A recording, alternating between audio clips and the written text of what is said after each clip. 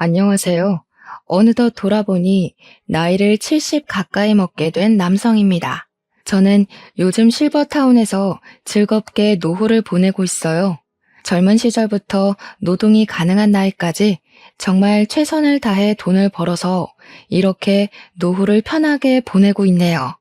나이 먹어서 편하게 보내는 것도 좋긴 한데 이왕이면 한 살이라도 젊을 때 좀 놀아볼 걸 그랬네 싶은 생각도 드네요.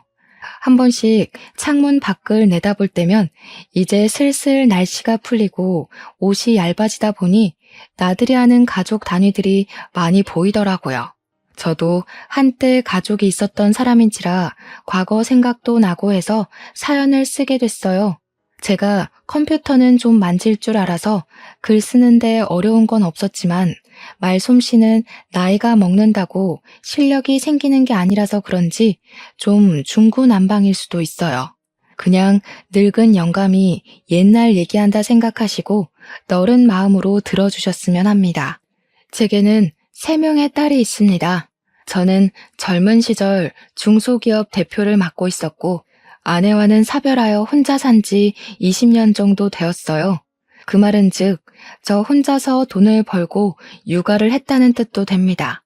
저는 어린 딸들이 결혼을 할 때까지만 물심양면 키웠지만 아무래도 일을 하는 아빠로서 아이들의 정서적인 영역까진 많이 케어해주지 못해 늘 미안했어요. 먼저 간 아내가 애들 곁에 같이 있었다면 그래도 애들이 부모에 대해 더 많은 추억을 가졌을 텐데 그런 생각만 하면 제가 확실히 못난 부모였던 건 맞는 것 같네요. 이렇게 자식만 떠올릴 때면 꼭 아내도 같이 생각났어요. 정작 아이들은 엄마를 필요로 하지 않았는데 저만 아내에 대한 그리움을 매 순간 되새기며 살았습니다. 그래서 제가 아이들을 위해 선택한 방법은 경제시장에 더 깊이 뛰어드는 것이었어요. 원래는 개인 사업이었던 장을 소기업으로 키웠고 소기업에서 중소로 키우는 데 집중을 했습니다. 주식까지 공부해서 최대한 재선에서 할 수 있는 만큼 재산 불리는 걸 더 목적으로 살았어요. 당연히 그렇게 열심히 돈을 벌었던 건 오로지 딸들을 위해서였습니다. 제가 엄마의 역할과 정서적인 영역을 메꿔줄 수 없으니 돈으로라도 부족함 없이 표현하고 싶었어요. 제 재산은 곧 딸들의 것이라고 생각하며 지냈습니다. 고맙게도 딸 셋은 집에서 자기들끼리 잘 지냈는데 제가 혼자서 고생하는 걸 알았던 건지 저한테 아쉬운 소리를 한 번도 한 적이 없었고 용돈을 고집스럽게 바란 적도 없었습니다. 아마 제가 늘 바쁜 걸 알아서 귀찮게 안 하려고 눈치 봤던 것 같은데 그 마음이 갸륵하지만 한편으로는 너무 빨리 철든 것 같아서 미안하기도 했어요. 차라리 평범한 아이들처럼 용돈 달라고 조르고 뭐 갖고 싶다고 조르고 그랬다면 제가 아빠로서 아이들에게 필요한 존재가 맞구나 하고 위안받지 않았을까 싶네요. 착한 우리 딸들은 제가 별달리 해준 것 없는 사이 훌쩍 커버렸어요. 딸들은 성인이 되고 나란히 정년기쯤에 결혼을 하게 되었는데 그때는 저도 나이가 있었던지라 경제활동을 정리하기 시작한 때였어요. 집에 혼자 지내면서 딸들을 한 사람씩 시집 보냈는데 문득 그런 생각이 들더라고요. 조금 더 빨리 딸들 곁에서 케어를 해줬다면 얼마나 좋았을까 하는 아쉬운 생각 말이죠. 착한 딸들은 고맙게도 아빠 혼자 있는 거 못 본다고 자기네들 다 결혼하면 서로 데리고 살 거라 말해주더군요. 부모 노릇 제대로 못해준 못난 아빠인데도 모난 곳 없이 자라준 딸들이 얼마나 고맙고 기특했는지 몰라요. 그 모습을 보면서 제가 그래도 자식 복은 있구나 하고 생각했고 제 사랑이 터무니없이 부족했을 텐데도 저를 아빠라는 이유로 모시고 살 생각을 해주니까 그것만으로도 이미 효도를 받는 것 같았습니다. 저는 그동안 못해줬던 아빠의 역할을 톡톡히 해주기 위해서 딸들 결혼할 때 예단비로 10억을 똑같이 주었습니다. 당연히 우리 애들을 믿지만 그래도 돈 문제는 처음부터 공정해야 뒷말이 안 나올 걸 알거든요. 이건 제가 사업을 오래 하면서 느꼈던 경험담이에요. 제가 가진 건 돈밖에 없었으니 딸들에게 드디어 제 몫을 해준 것 같아 그때는 좀 제 스스로가 뿌듯했습니다. 딸들이 제가 주는 선물을 받고서 눈물까지 보이는 걸 보면 그래도 제가 아빠 역할을 완전히 수행 못한 건 아니구나 하고 위안이 좀 되었어요.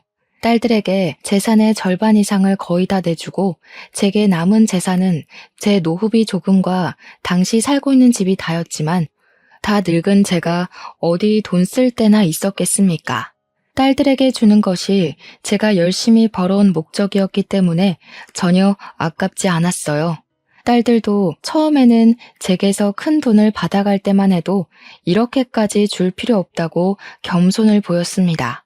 끝내 그 돈을 받았을 땐 저더러 누구랑 살고 싶은지도 꼭 생각해 놓으라고 당부를 해주었죠. 그때마다 저는 딸들에게 아빠는 신경 쓰지 마라. 이젠 나만의 삶을 살면서 혼자 취미 생활하고 싶다. 그렇게 말했습니다. 딸들은 저에게 자주 찾아오겠다고 한 뒤 정말로 일주일에 한 번씩 돌아가면서 집을 방문해 주었어요.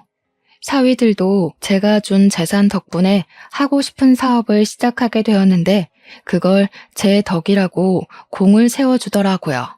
다 너희들이 열심히 해서 일군 건데 뭐하러 내 덕이라 하냐고 괜히 민망해서 그런 소리를 해버리곤 했습니다. 그렇게 앞으로는 평안한 노후만이 남았다고 생각할 무렵 제게는 예상치 못한 비운이 닥치게 되는데요.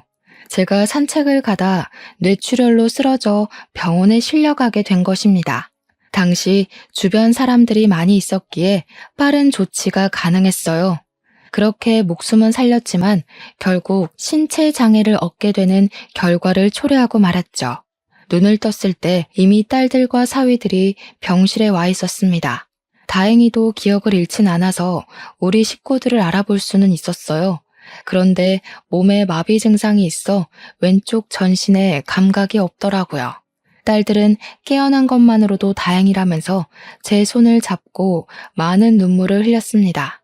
다행히 치료적인 부분은 수술로 충분했고 몸만 회복한 뒤 나머지는 재활이 중요하다고 하여 퇴원을 할 수 있게 되었는데요. 사실 이대로 당장 퇴원을 하면 생활적으로 불편할 부분이 많을 거란 게 예상이 되었어요.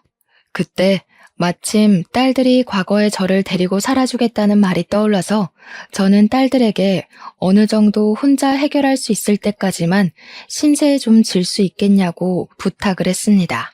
실례인 걸 알고 저 또한 딸들에게 신세를 지고 싶진 않으나 이번 같은 경우는 불가피한 상황이기에 딸들도 선뜻 이해해 줄 거라고 생각했어요. 이런 부탁이 너희에게 부담이란 거 안다. 아빠가 웬만하면 혼자 해결해 보겠는데 이게 당분간은 좀 많이 어려울 것 같구나. 아빠 혼자 생활에 적응되기만 하면 바로 독립할 테니까 너희들이 좀 도와줘. 그런데 그때부터 우리 딸들이 삐걱거리기 시작했습니다. 제 말을 듣고 서로 눈치만 보던 딸들은 그 얘긴 집에 가서 천천히 하자며 일단 귀가를 동행했어요.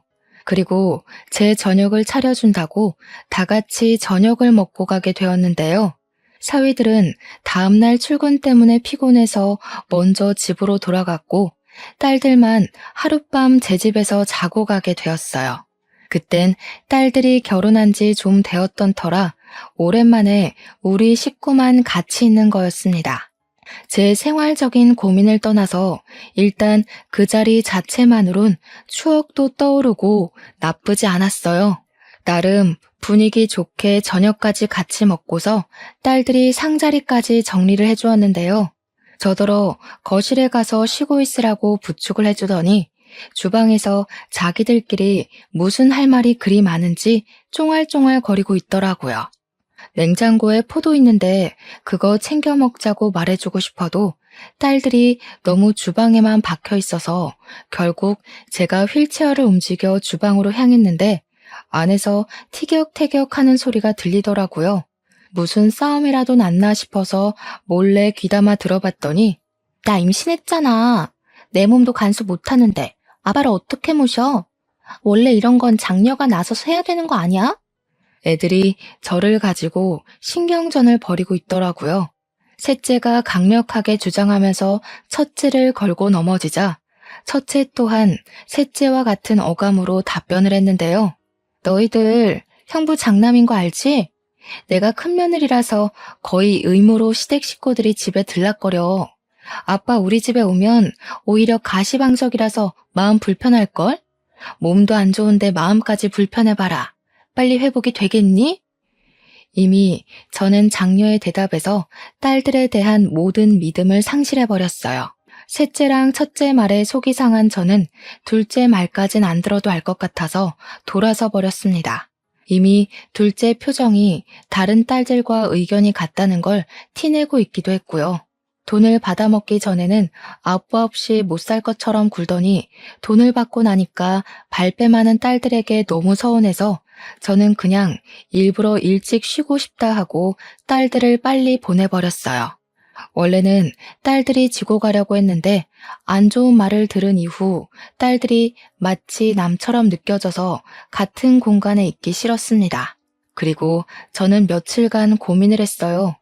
재활 도우미를 고용하는 것이 나을 것 같아 알아보면서도 감히 다시는 딸들에게 물어볼 용기를 못 냈습니다. 그동안 딸들에게 연락이 왔지만 바쁘다고 문자만 보내고 안 받았어요. 그러던 어느 날 둘째 딸한테 연락이 왔는데 제가 전화를 안 받아서 그런지 문자를 했더라고요. 긴 장문의 내용이었는데 돋보기를 쓰고 읽어보니까 우리 집으로 이사를 오고 싶다는 거 아니겠습니까? 자기 집으로 오라는 말도 아니고 자기 집을 내놓고서 우리 집에 이사를 오겠다니요. 무슨 생각인가 궁금해서 오히려 제가 전화를 걸어보았는데요. 아빠 혼자 두는 게 마음이 안 좋아서 신랑이랑 얘기 많이 해봤어. 신랑은 당연히 괜찮다고 했거든. 아빠만 허락해주면 우리가 아빠 집에 들어가서 살까 하는데 아빠 생각은 어때? 제가 딸들에게 실망했던 그날은 셋째랑 첫째의 거부 반응만 봤지 둘째는 다른 딸들과 똑같을 거라 예상만 하고 눈으로 직접 확인하진 않았었다는 게 떠올랐습니다. 미안하게도 제가 둘째를 오해했나 보더라고요. 저는 둘째에게 너무 고마워서 흔쾌히 그 제안을 허락했습니다. 아무래도 재활 도우미보다는 가족이 편하니까 누가 제 곁에 상주해준다면 마음이 한결 편하긴 할 거거든요. 그렇게 둘째 사위랑 둘째가 우리 집으로 들어오게 되었는데요.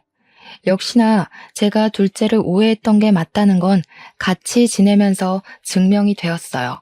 둘째랑 둘째 사위는 기꺼이 저의 보호사들이 되어주었습니다. 제가 병원 치료를 원활하게 받을 수 있도록 늘 차로 데려다주고 데리러 왔고요. 집에서도 제가 불편하지 않게 가구 배치를 달리해서 휠체어 이동이 쉽도록 옮겨주었죠. 사위는 또 저를 목욕시켜주기까지 했습니다. 저는 그게 너무 고마워서 한 번씩 용돈을 쥐어주곤 했어요. 당연히 둘째랑 사위는 돈 받으려고 하는 짓 아니라며 거절을 했지만 제 마음이 이렇게라도 해야 편할 것 같다고 했더니 그때부터 저한테 더더 잘해주더군요. 돈 때문에 잘했다기보단 제게 돈을 받는 것이 미안해서 잘하는 것 같았습니다.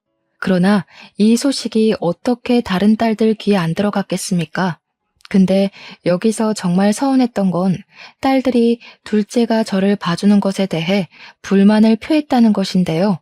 제가 몰랐던 첫째와 셋째의 본색을 처음 본 순간이기도 했어요.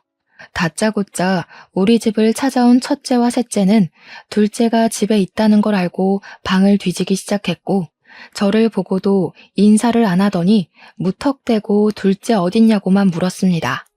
이놈들이 연락도 없이 와서 지금 뭐 하는 거야? 내가 아무데나 들어오라고 비밀번호 알려준 줄 알아?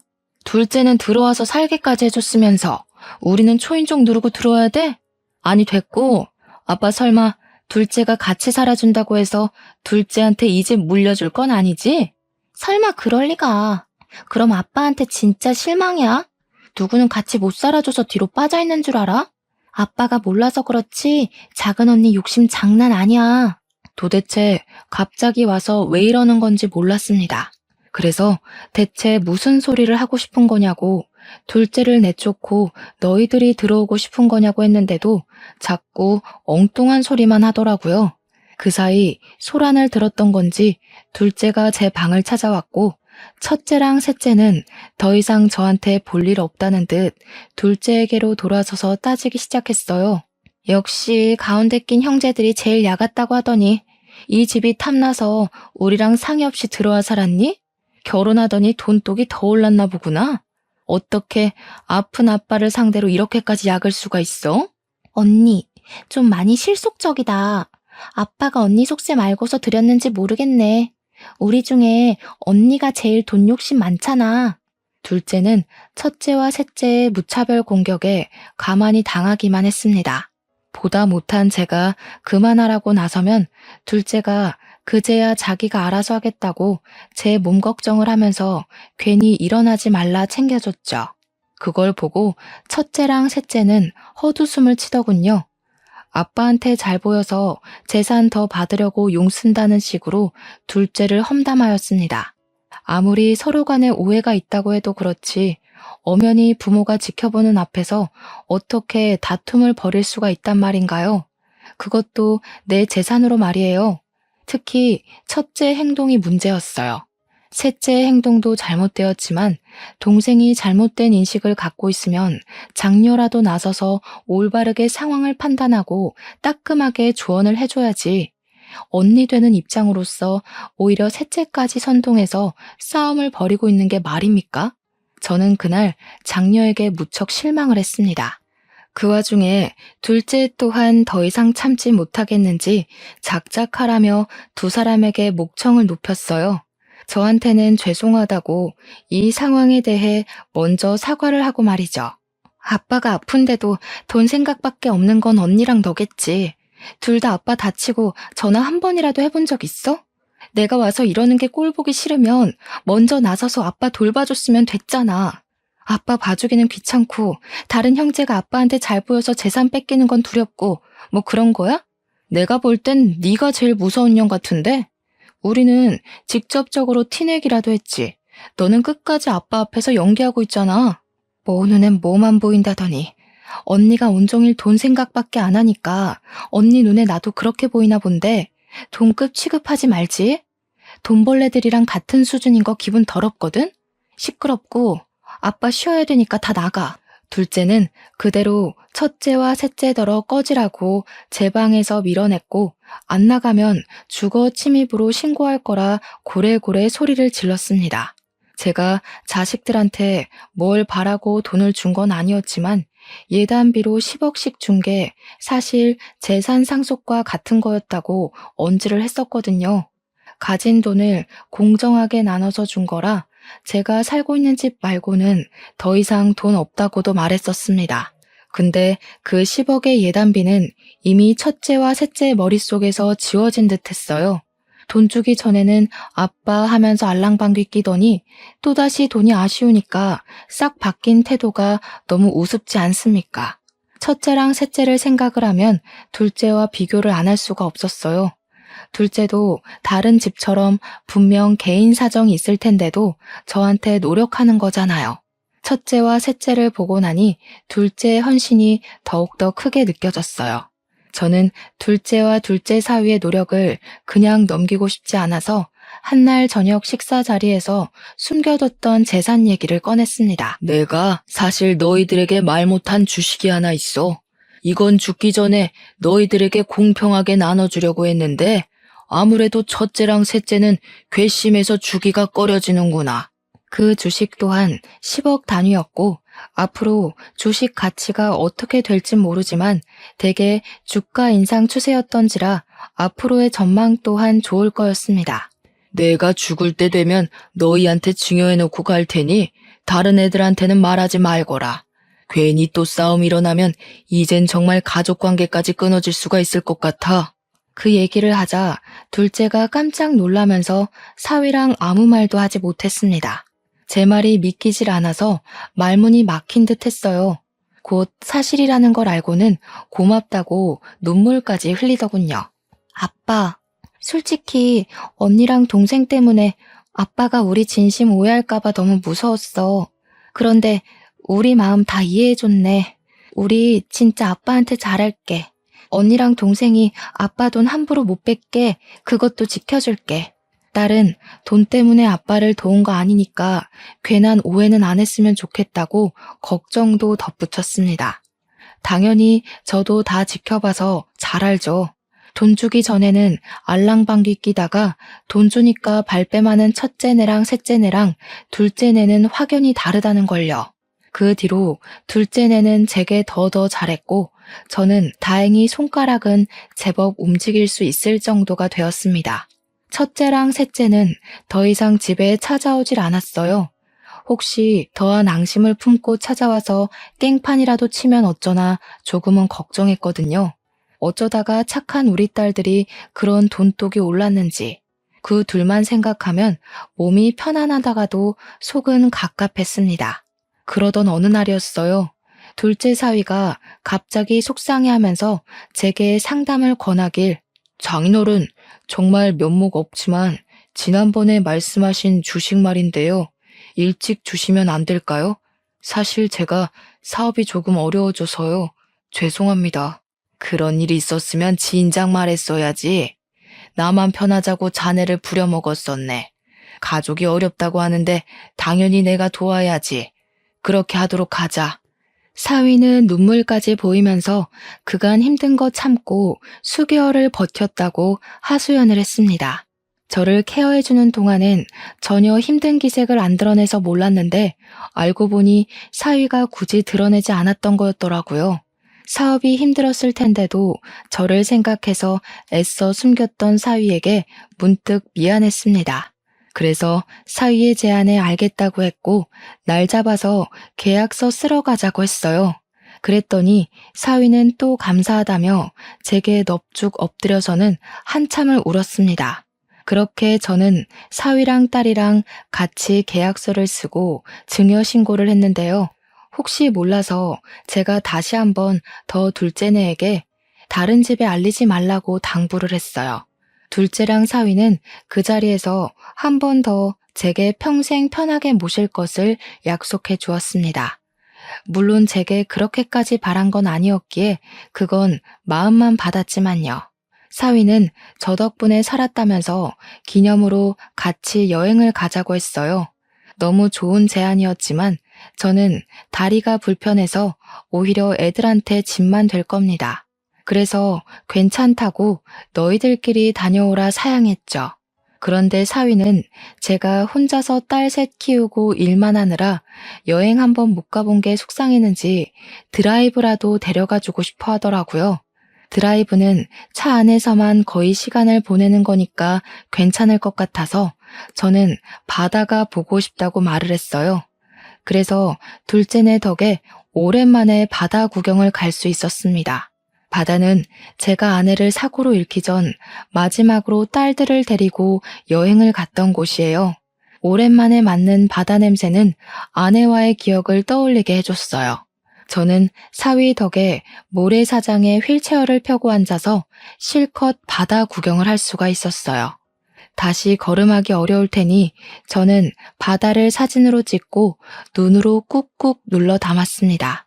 사위랑 딸은 커피 한 잔 사오겠다며 자리를 비웠고 그동안 저는 조용한 바다 앞에서 온전히 저의 지난 삶들을 돌아보는 시간을 가졌어요. 그렇게 시간이 흐르고 날이 어두워지니 이곳에 가로등이 하나 없다는 걸 알아차렸는데요. 그제야 저는 바다에서 눈을 돌리고 딸이랑 사위의 자취를 찾았습니다. 꽤 시간이 흘렀는데도 사위랑 딸이 안 보이더군요. 주위를 둘러봤지만 인적이 전혀 다니질 않아서 누구를 부를 수도 없는 지경이었습니다. 그래서 전화를 하려고 하면 휴대폰이 짐된다며 딸 가방에 맡긴 게 화근이 되었죠. 모래사장이라 휠체어를 움직일 수도 없어 꼼짝을 못했어요. 이 와중에 더 문제는 날이 저물자 점점 수심이 올라왔다는 것인데요. 휠체어 바퀴를 돌려 후진을 하고 싶어도 지면 특성상 땅만 파였습니다. 결국 바다가 바퀴까지 적시는 정도로 빠르게 불어났을 때 저는 좀 더 과격하게 휠체어로 움직여 버렸고 그 탓에 그만 중심을 잃어 휠체어를 쓰러뜨리고 말았어요. 다리를 움직이지 못해서 그대로 바닷물에 몸이 젖었고 모래를 뒤집어 썼습니다. 최대한 한 팔로 기어서 바다를 피해갔지만 그 짧은 시간에 이미 몸은 다 버린 상태였어요. 해가 지니까 날까지 쌀쌀했는데 몸이 젖어 있으니 추위가 더 빨리 찾아오는 겁니다. 저는 일단 목소리를 내어 주변에 구조 요청을 해봤어요. 하지만 소용없었습니다. 눈으로만 봐도 어두컴컴하기만 할 뿐 인가라고는 없는 곳이었어요.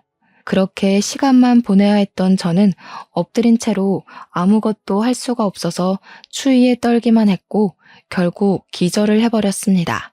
아침이 다 되었는지 누가 저를 흔들어 깨우는 바람에 눈을 뜨게 되었는데요. 어떻게 된 건지는 모르겠고 제가 병원에 있더라고요. 근데 없어서 처음 보는 청년이 제가 눈 뜬 걸 보고는 벌떡 일어나 저를 걱정해 주는 거 아니겠습니까? 누구냐고 물었더니 청년은 운동한다고 바다 쪽으로 넘어왔다가 저를 발견해서 구조해 준 사람이라고 소개하더군요. 거긴 사람이 안 다니는 곳인데 어떻게 거기 계셨어요? 보니까 몸도 불편하신 것 같은데 혹시 일행이 있었던 거예요? 정말 큰일 날 뻔하셨어요. 아무래도 큰일은 이미 벌어진 것 같네요. 총각 혹시 안 바쁘면 나 좀 도와줄 수 있겠어요? 보다시피 내가 혼자 일 내기엔 몸이 불편해서. 저는 청년에게 답례를 할 테니 부탁 좀 꼭 들어달라 했고 응급실에서 링거 맞고 몸을 회복한 후 병원을 나섰습니다. 청년의 도움으로 바로 주식증여 파기 소송을 진행했어요. 그리고 제 집으로 갔는데 웃기게도 이미 제 집이 부동산에 내놓은 집이라고 하대요.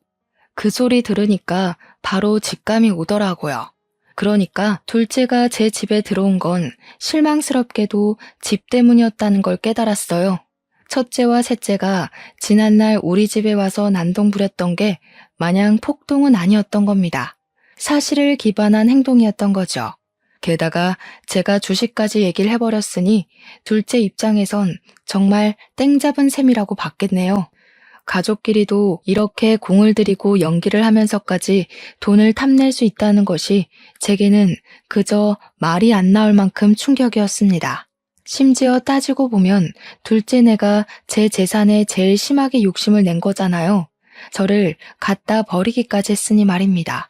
저는 주식까지 해결되자 바로 저를 유기해버린 둘째네가 첫째와 셋째랑 다를 게 없다고 봤고 둘째네를 노인학대로 신고해버렸어요. 어차피 청년이 저를 봤으니까 증인은 있는 셈이었습니다. 그런데요, 여기서 예상치 못한 일이 또 발생하게 되었는데요. 제가 경찰에 신고를 했는데 당황스럽게도 둘째와 둘째 사위 신상 정보를 들은 경찰이 이미 그들이 서에 붙잡혀 있다고 하더라고요. 명의도용 문제로 신고가 들어와서 잡혔다고 하는데 심지어 신고한 사람들이 첫째랑 셋째라는 거 아니겠어요? 이건 또 무슨 전개인가 싶어서 저는 청년 도움으로 급히 경찰서를 찾았습니다. 가니까 첫째랑 셋째가 저를 보더니 제게로 쫓아왔어요. 마치 아이처럼 고자질하러 말이죠. 아빠, 둘째가 아빠 도장 훔쳐서 집 명의 바꾸려고 했어. 제가 뭘 했어요? 쟤 절대 아빠 모시려고 들어간 거 아니라니까. 명의 도용으로 모자라 아빠를 내다 버리기까지 했다면서? 솔직히 우린 그 정도까진 생각 못했다. 저런 페류나는 당장 호적에서 파야 돼. 저런 언니 있다는 거 쪽팔려서 말도 못하겠다고. 둘째가 본색이 드러났다고 하더라도 제게 첫째랑 셋째는 이때다 싶어 기회를 노리는 기회주의자들 뿐이었습니다.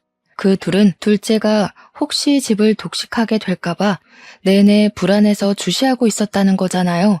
둘이서 무슨 작당을 했었는진 모르겠는데 한 번 더 우리 집을 찾아갔다가 집을 내놓았다는 사실에 둘째 짓거리를 눈치채고 뒷조사한 것 같더라고요.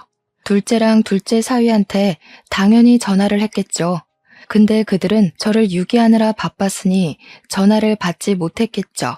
그러니까 첫째랑 셋째는 둘째가 돈 들고 튄 줄 알고 괘씸했을 거고 경찰에 신고까지 하면서 둘째의 재산 독식을 막으려고 했을 겁니다. 실제 경찰이 그렇게 진술받았다고 얘기를 하더군요. 그래도 저 대신 둘째네를 빨리 붙잡아줘서 그거 하나는 그 둘에게 고마웠네요. 덕분에 둘째랑 둘째 사위가 한국을 뜨기 전 적발되어 경찰에 잡혀온 거라고 했으니 첫째랑 셋째가 아니었다면 이대로 둘째네를 놓쳤을 겁니다. 제가 경찰서에 들어왔을 때 둘째네가 당황하는 걸 제 두 눈으로 똑똑히 보았어요. 지은 죄가 찔렸는지 저를 쳐다보지도 못하더군요. 그걸 보면서 저는 제 자식이란 놈들이 전부 사람 같지도 않게 보였어요. 다 시끄럽다. 내가 너희들한테 아빠 역할 못 해줬다고 이렇게 클 수밖에 없었다는 핑계 대고 싶겠지. 돈을 보니까 욕심나서 못 견디겠더냐? 놓친 내 살살 구슬려주면 떼부자 되는 건 누워서 떡 먹기라고 생각했니? 그런데 어쩌냐. 나도 이렇게 당하고 보니까 너희가 가족이 아니라 그냥 사람으로만 보인다. 내 돈 아까워서 주기 싫단 소리야.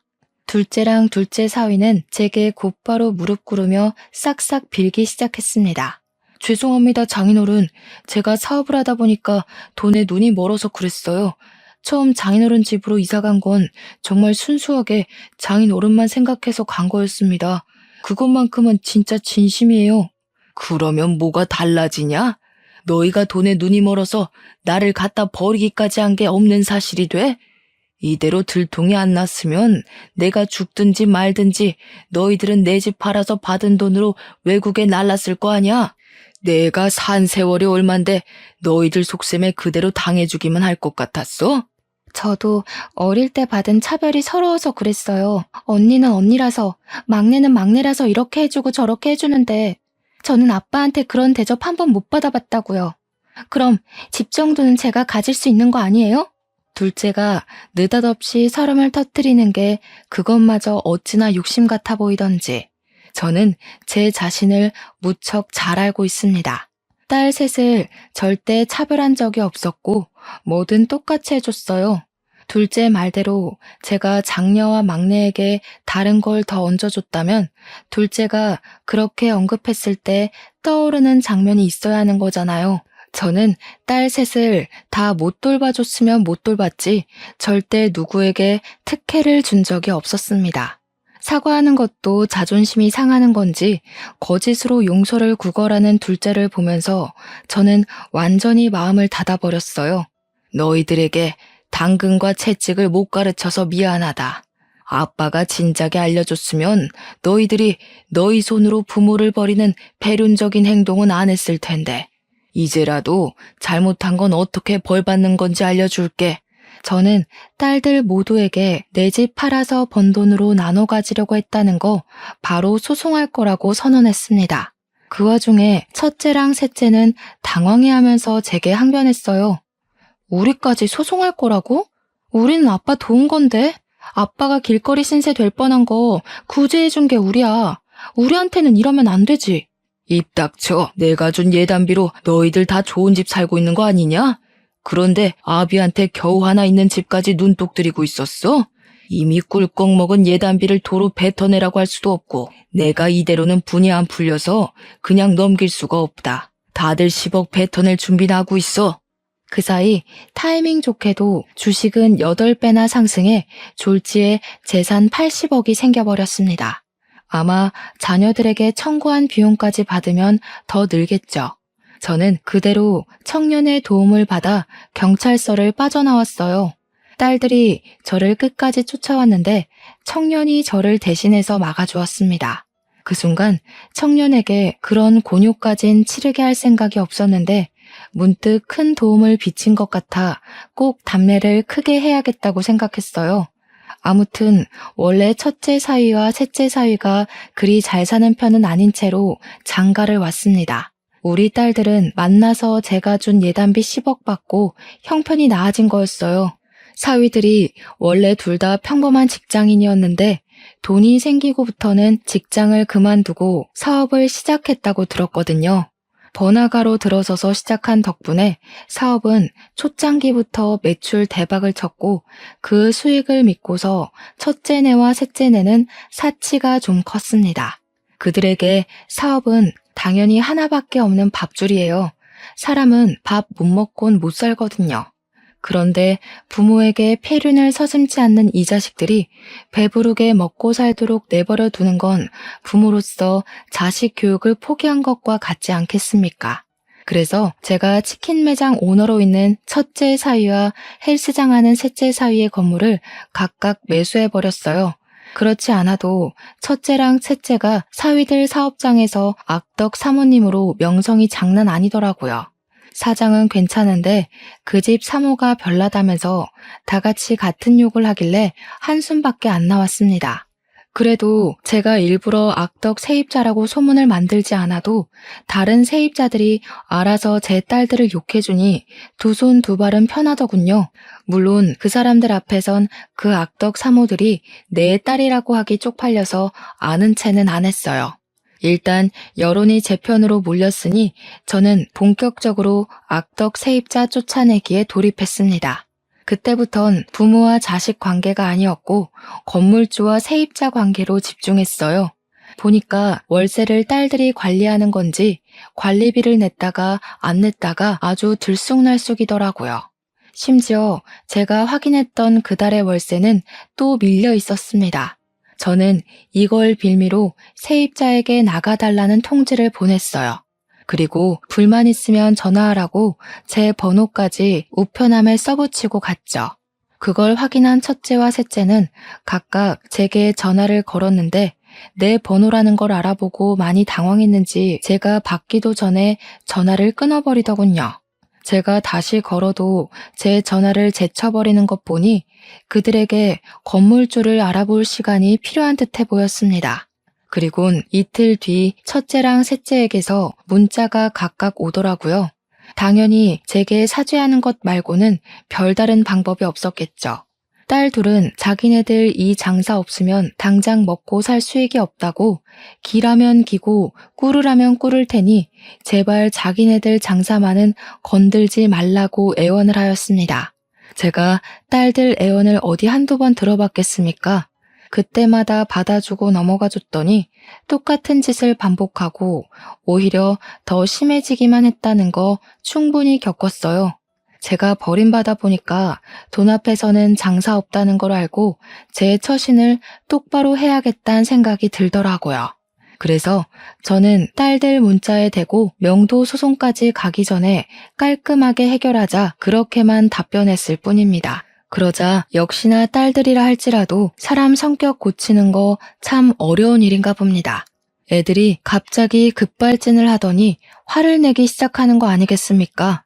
저더러 자신들에게 아빠로서 해준 게 뭐가 있냐는 소리를 하길래 그동안에 지나쳐온 제 청춘들이 모조리 부정당하는 것 같아서 마음이 좀 아팠어요. 딸들이 이렇게 나올수록 저는 더 마음을 굳힐 수밖에 없었죠.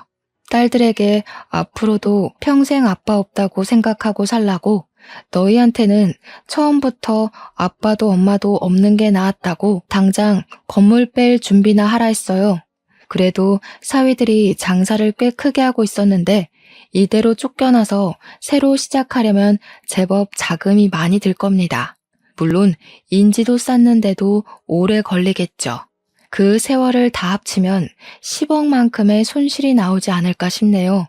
그 와중에 집까지 없는 둘째네는 운이 좋아서 길거리 신세는 면했어요. 3년 실형을 받는 덕에 교도소를 가게 되었거든요. 부디 사회로 다시 나올 때는 못난 마음 다 털어버리고 새 사람이 되길 바랄 뿐입니다. 여기까지 오는 데에 저 혼자였다면 절대 해내지 못했을 겁니다. 청년이 취업준비생이라서 저를 많이 도와줬기에 가능했던 일이었어요.